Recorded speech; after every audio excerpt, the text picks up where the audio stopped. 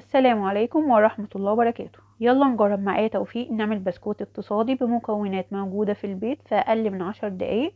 ب3 كوبايات من الدقيق هتعملي أكتر من 70 قطعة من بسكوت من وانتي بتعمليه ريحته هتقلب البيت وهتحسسك كده بدفى رهيب، وهتفكرك بأجواء العيد. فيلا نفرح ونفرح اللي حوالينا بجد، لأن الولاد بيفرحوا بالبسكوت جدا. أنا بيفضلوا واقفين جنبي لحد ما بخلصه وبيبتدوا ياكلوه، بجد حاجة كده بتفرح الواحد.